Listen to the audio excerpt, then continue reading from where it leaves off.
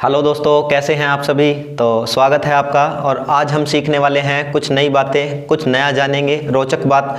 आज हम सीखने वाले हैं धावन सोडा। धावन सोडा कैसे बनाया जाता है। कल इससे पिछले पार्ट में हमने सीखा, पार्ट 4 में हमने सीखा कि बेकिंग सोडा कैसे बनाया जाता है। तो वो भी हमारा रिवाइज हो जाएगा साथ में, और हम एक नई चीज़ बनाना सीख लेंगे, धावन सोडा। वो कैसे बनाया जाता है, कैसे प्रिपेयर किया जाता है, क्या क्या उसमें रिक्वायरमेंट होती है, कौन कौन सी चीज़ों की ज़रूरत होती है हमें धावन सोडा बनाने के लिए।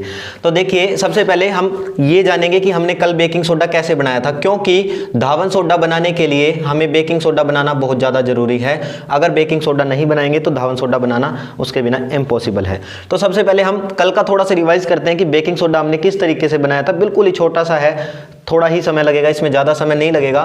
हमने कल इसमें 4 चीज़ें लगाई थी: नमक, पानी, कार्बन डाइऑक्साइड गैस तथा अमोनिया गैस। ये 4 चीज़ें हमने लगा के बेकिंग सोडा बनाया था। बेकिंग सोडा बन जाता है, उसका फॉर्मूला होता है NaHCO3।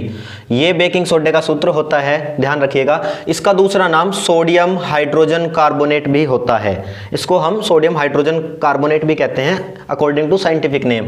और इसके साथ में एक प्रोडक्ट और बनता है NH4Cl। इसको हम नेग्लेक्ट कर देते हैं, इसकी हमारी रिक्वायरमेंट नहीं है, हमें इसकी ज़रूरत नहीं है, लेकिन ये इसके साथ प्रोडक्ट में बनता है तो इसलिए हमें लिखना पड़ता है। अब हम क्या करेंगे, धावन सोडा बनाने के लिए है, अगर हमें धावन सोडा प्रिपेयर करना है, वॉशिंग पाउडर बनाना है, वॉशिंग पाउडर बनाने के लिए पहले हमें धावन सोडा बेकिंग सोडा बनाना बहुत जरूरी है। बेकिंग सोडे को हम क्या करेंगे, उठाते हैं बेकिंग सोडे को और गर्म कर देते हैं। इसको जब हम गर्म करेंगे, गर्म करने पे इसमें क्या होगा, Na2CO3 सोडियम कार्बोनेट निकलेगा, वाटर निकलेगा एंड कार्बन डाइऑक्साइड गैस बाहर निकलेगी। अब इतनी सारी चीजें, Na तो एक है लेकिन यहाँ पे 2 है, तो वो बैलेंसिंग का है, फर्स्ट चैप्टर का काम है आपका। जब उसको आप बैलेंस करोगे तो यहाँ पे 2 लग जाएगा और सारे के सारे आपके दोनों तरफ जो है रिएक्टेंट और प्रोडक्ट बैलेंस हो जाएंगे। तो ध्यान रखिएगा, जब हम धावन सोडे को गर्म करते हैं, ये गर्म करने का निशान होता है, हीट का सिंबल होता है, इसको गर्म करते हैं तो गर्म करने पर सोडियम कार्बोनेट बनता है और जल निकलता है तथा कार्बन डाइऑक्साइड गैस बाहर निकल जाती है। इस चीज का ध्यान रखिएगा।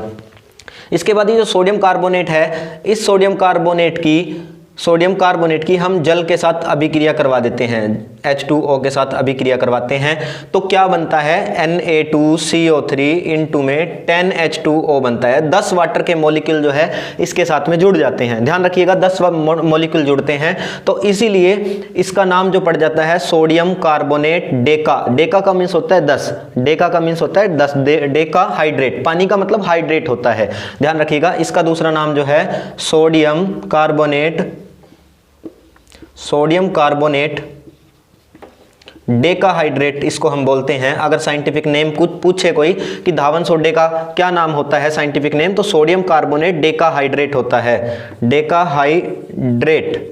ये हमारा धावन सोडा बन चुका है। इस तरीके से हम प्रिपेयर करते हैं। तो एक बार फिर से हल्का सा एक रिवाइज करते हैं, हल्का सा पॉइंट देखते हैं कि NaCl, H2O, CO2 और NH3 को मिला के हम बेकिंग सोडा बना सकते हैं। बेकिंग सोडे को बनाने के बाद इसको गर्म करना है हमें सेकंड स्टेप में, ये हमारा सेकंड स्टेप रहेगा और ये थर्ड स्टेप रहेगा, फाइनल स्टेप। 3 स्टेप में हम धावन सोडा प्रिपेयर करते हैं। तो जब हम बेकिंग सोडे को, खाने का सोडा जो होता है, उसको गर्म करते हैं, तो गर्म करने पर सोडियम कार्बोनेट बनता है, जल बनता है तथा कार्बन डाइऑक्साइड गैस बाहर निकलती है। इसके बाद हम सोडियम कार्बोनेट की जल के साथ रिएक्शन करवा देते हैं। रिएक्शन करवाने के बाद हमारे पास धावन सोडा बन जाता है। इसके बाद कई बार यहाँ पे 10 लगा मिलेगा आपको, तो वो बैलेंसिंग का काम है। जब रासायनिक अभिक्रिया को हम संतुलित करते हैं तो वो चीजें हमें लगानी पड़ती हैं। तो बिल्कुल आसान तरीके से, साधारण भाषा में आप बेकिंग सोडा से धावन सोडा बना सकते हैं। Thank you. कितने मिनट की?